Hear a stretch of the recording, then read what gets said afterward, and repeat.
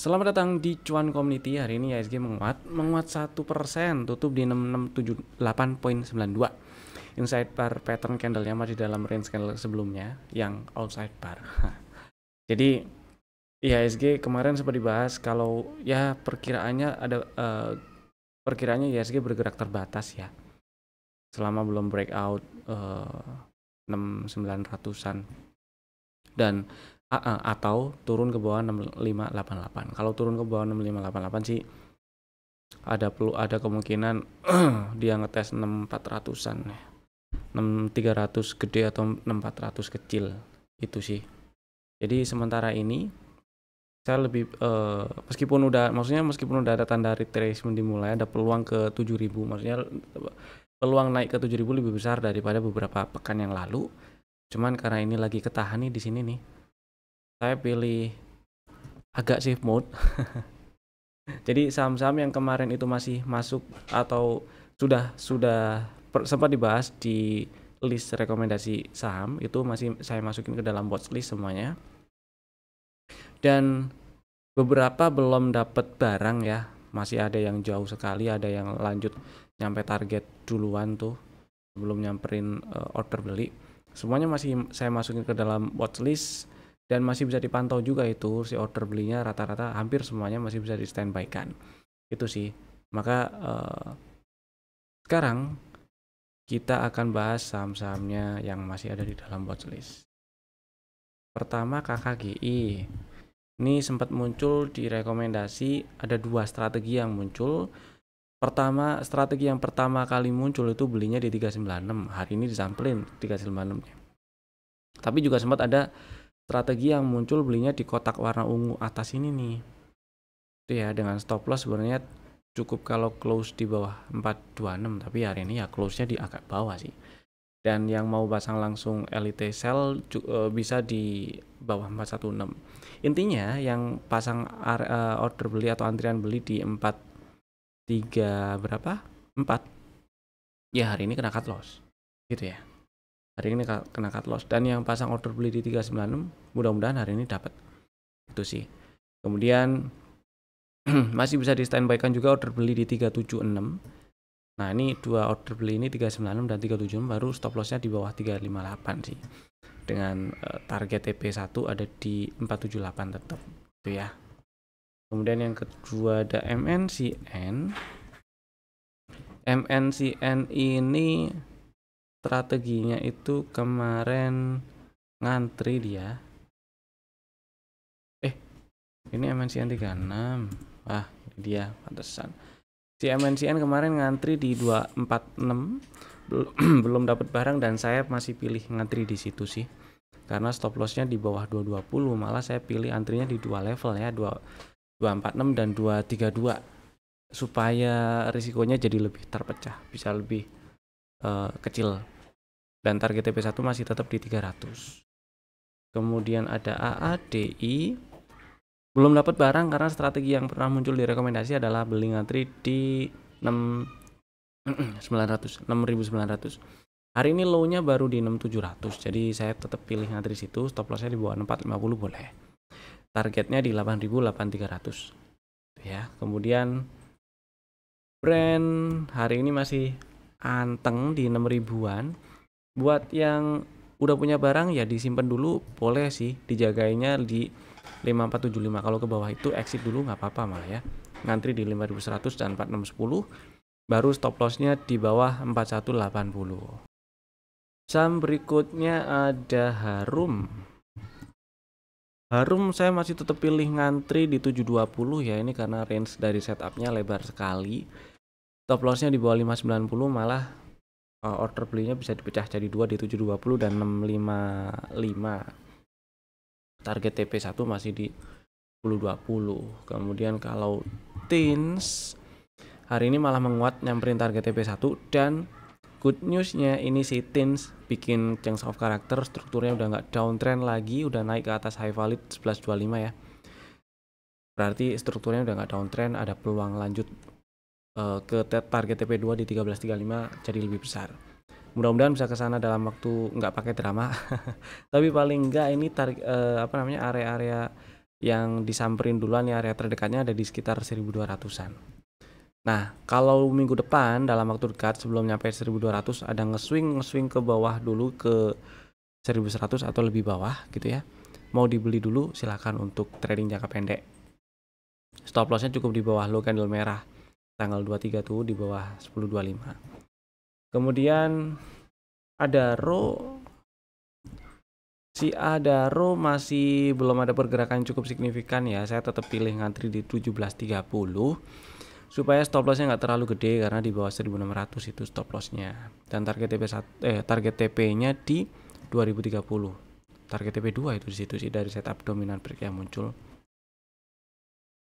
Berikutnya ada ABMM. Ada rejection. Ada candle bearish hari ini maksud saya. Dan sebenarnya inside bar, tapi bisa dibilang ini menunjukkan kalau area supply ini masih direspon dengan jelas sebagai resisten. Maka saya pilih ngantri di agak bawah. Area pertama itu area favoritnya maksudnya masih tetap di 2940 dan 2850 ya. Dengan stop loss di bawah 2770. Tapi kalau nanti turun ke sekitar berapa ini ya? 3150, 3160 gitu misal, dan ada rejection 3100-an lah ya, kemudian ada rejection, maka kalau mau dibeli dulu boleh. Stop lossnya cukup di bawah 3090 itu, jadi nggak terlalu gede risikonya. Kalau apes kena stop loss ya tungguin di bawah di 2900 ya 2940-an. Berikutnya ada ICBP. Saya masih suka sih ICBP ya, semoga dijemput dulu lah orderan beli di 10.50 karena ini area targetnya di 11.275, 11.300, 11.400-an target pertamanya ya. Berikutnya ada di 12.375, 12.400 itu sih. Jadi saya masih tetap pilih ngantri di 10.050, stop lossnya di bawah 9,5. Next ada Inco. Inco juga saya pilih tetap ngantri di 2080 karena karena strukturnya masih turun, masih downtrend, dan ya ini swingnya sih masih ada kemungkinan ngetes 2000-an ya. Jadi saya pilih ngantri 2080 dulu aja supaya stop lossnya nggak terlalu gede, karena stop lossnya di bawah 1825. Kemudian Unilever, nah ini nih menarik nih, naik lumayan hari ini 17,1%, tutup di 1750. Maksud saya menarik adalah menarik untuk dibahas gitu ya. Dan di level harga sekarang ini saya pribadi pilih jualan ya, karena sebenarnya setup muncul udah dari bulan Maret dan sempat muncul rekomendasinya juga untuk trading belinya di 1125. Rekomendasinya di pertengahan Maret, dijemputnya di awal April, kemudian stop lossnya di bawah 985 dan target TP1 1430, target TP2 di 1705. Lunas target TP2 hari ini. Dan karena ada rejection setelah tes area order block di atas nih, di area ungu tuh di 1800-an sampai 1900, maka saya pilih ini jualan dulu aja. Menarik untuk dibahas itu karena gini sih, Unilever ini saya cukup yakin masih banyak yang punya barang, terutama di harga atas. Dan karena maksudnya karena ini dulu sebelumnya ini saham dipilih sebagai tempat untuk nabung saham. Saya yakin itu banyak yang milih Unilever sebagai tempat untuk nabung saham, DCA di Unilever gitu ya. Beli nyicil-nyicil dikit-dikit gitu, dollar cost averaging di Unilever. Saya rasa dulu banyak yang di situ. Yang saya nggak tahu, yang dulu beli di Unilever itu belinya dari harga berapa. Kalau misalnya belinya dari harga atas, di atas 5.000 ya agak susah. Mudah-mudahan belakangan ini masih tetap dibeli, jadi average-nya jadi turun ya. Memang sih Unilever ini masih rutin bagi dividen. Tapi kalau kita ngomongin dividen, nah kita ngomongin dividen Unilever sekarang. Si Unilever dividen, oke. Yang grafik batang ini adalah dividen per share-nya duit yang dibagikan.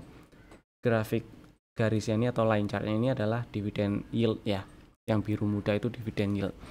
Kelihatan kalau dividen yieldnya itu terus naik. Perlu dicatat, dividen yield terus naik itu tercatat terus naik itu belum tentu oke ya. Belum tentu oke itu maksudnya kalau tren harga saham di marketnya itu turun kayak si Unilever, ya jelas aja dividen yieldnya terus naik. Gitu sih. Yang perlu diperhatikan lagi adalah si dividen per share-nya itu yang dibagikan di sini nih. Dividen Unilever malah trennya turun gitu loh dari beberapa tahun terakhir. Jadi wajar kalau si dividen yield-nya itu naik karena harga sahamnya juga turun, meskipun di dividen yang dibagikan tiap tahunnya itu tercatat terus turun. Jadi kalau ada pertanyaan apakah Unilever masih layak untuk dibeli buat nabung saham, gimana ya? Saya lebih pilih saham yang lain sih. Karena saya belum nemu alasan Unilever cukup oke untuk dibeli dan disimpan, dibeli untuk invest. Sekarang ini saya belum nemu alasannya. Kalaupun ada alasan untuk beli, itu untuk trading jangka pendek, karena ada setup atau ada sinyal-sinyal dari sisi teknikal. Dan kalau trading jelas, kalau misalnya trading ya sekarang jualan, saya akan pilih jualan sekarang. Kalau misalnya saya mau averaging down Unilever pasti udah punya pertimbangan sendiri lah ya. Kalau opini pribadi saya untuk beli invest Unilever belum ada tanda-tanda menarik sih, karena yang dilihat harus fundamentalnya dulu kan ya kalau beli untuk invest. Dan gampang-gampangan dilihat dari ini nih, dari gulanya, dari pemanisnya itu terus turun. Kemudian juga performa kinerja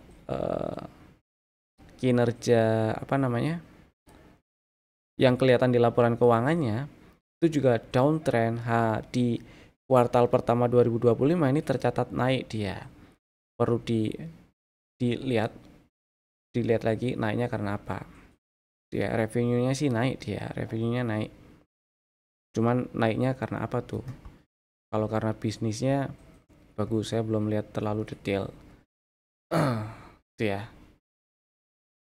Secara annual, nah ini dari beberapa tahun terakhir sampai 2024, full year 2024 kelihatan kan downtrend dia. Itu sih. Jadi saya sementara ini belum nemu sentimen yang positif atau alasan yang bagus untuk beli dan simpan Unilever. Kalau beli dan dijual kembali atau trading, ada kemarin malah sempat muncul di rekomendasi kan. Itu kalau sekarang ya waktunya jualan, waktunya take profit. Gitulah kira-kira opini pribadi saya untuk Unilever. Ya. Sekarang kita lanjut saham yang di request ada di kolom komen tuh. Ada berapa? Ada 2 saham yang di request. Yang pertama, 3 sih sebenarnya. Yang satu belakangan aja. Yang pertama TPMA lah. Kita bahas dulu. TPMA ini ada sisi menariknya sih. Ya, menariknya adalah dia naik ke atas inducement, ambil inducement, ada peluang naik lebih tinggi, tapi ada tapinya. Udah nyampe 665 dan belum berhasil breakout. Jadi ini buat yang udah punya barang dulu. Ini kan hari ini doji nih. Gampang-gampangan sih, misal udah punya barang dan mudah-mudahan floating profit, turun ke bawah 645 itu exit dulu aja nggak masalah. TP dulu lah ya. Kalau bisa lebih fleksibel, lebih longgar, LIT sell-nya dipasang di bawah 610. Kalau modalnya mepet-mepet ya exit dulu aja sih. Gitu ya. Karena hari ini volumenya gede nih, doji volumenya gede. Saya saya curiga nih di sini pada take profit dulu gitu loh. Jadi nggak ada salahnya ikutan take profit. Siapa tahu nge-swing ke bawah dulu, ntar ditunggu di sekitar di bawah 600 lah ya, 580, 575. Ini ada gap 575, 570. Kalau ada rejection di situ dibeli boleh. Kalau nggak ada ya udah biarin dulu gitu. Kemudian yang berikutnya ada Ratu. Si Ratu ini sebenarnya cukup oke. Cukup oke-nya yang pertama adalah dia naik ambil inducement di naik ke atas 4820 itu cukup oke. Dan hari ini hijau juga sih, hijau naik berapa? 6,4% ya. Naik 6,4%. Kemudian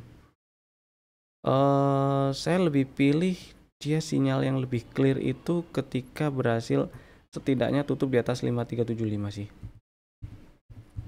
Cobalah ya, coba kita lihat. Tapi setidaknya gini, kalau view-nya kita sempit lagi dari view-nya, jadi kita persempit di beberapa hari terakhir, 3 hari terakhir di minggu ini. Nah, harga bergerak di range inilah 5025-5400-an. Hari ini sempat naik, kemarin itu kan lower high lower low tuh. Hari ini outside bar candlenya ya. Hari ini outside bar, jadi sinilah range 5450-5025. Jadi kalau besok naik ke atas 5450 dan minat mau beli, boleh sih. Stop lossnya cukup di bawah 5025 aja. Itu. Jadi ya mungkin hampir 10% ya risikonya berarti. 7-8%-an masih oke lah. Targetnya di mana? Targetnya itu sini dulu kali ya. 6.000-an, 6.300. Cukup oke sih sepertinya risk-reward rasionya ini. Ratu seperti itulah. Kurang lebih. Kemudian udah 2 dulu. Kemudian kita bahas rekomendasi saham untuk minggu depan hari Senin tanggal 28 April 2025. Saham pertama ada 2 saham ngomong-ngomong.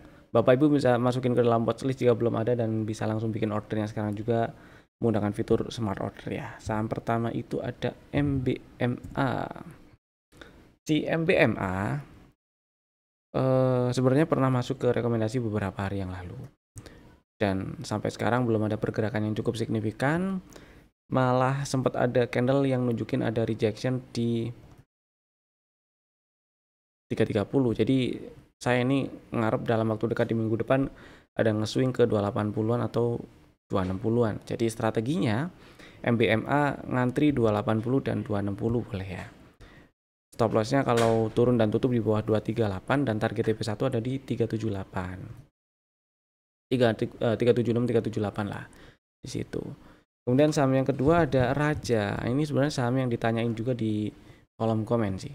Hari ini akhirnya Raja naik ke atas 1970, tutupan di 2100, naik 12%. Bikin setup, sayangnya setupnya dari setup yang dibentuk itu cukup lebar ya, range-nya itu 30% lebar sih. Maka ada beberapa skenario yang bisa dibikin strategi. Strateginya ada beberapa. Strategi pertama di sini ada area ya, ini naiknya bikin zigzag lah. Jadi Bapak Ibu yang minat incer Raja, coba lihat atau coba perhatiin area ungu ini besok atau minggu depan, dalam waktu dekat di minggu depan. Kalau Raja nge-swing ngetes sekitar 1920 1900-an kemudian ada rejection, boleh dibeli. Dan stop lossnya itu cukup di bawah 1775 ya, di 1770 dulu. Kemudian target TP1 di 2,5. Gitu sih. Kalau ternyata apes kena stop loss, incernya di bawah tuh di 1600-an. Stop lossnya di bawah 1455. Target TP1 sama di 2,5. Itu ya. Itu tadi 2 saham pilihan kami dan Bapak Ibu bisa langsung bikin ordernya sekarang juga menggunakan fitur smart order. Sekian dulu dari saya. Terima kasih telah tonton video ini dari awal sampai selesai. Saya Evan, sampai jumpa lagi di video kami berikutnya. Dadah.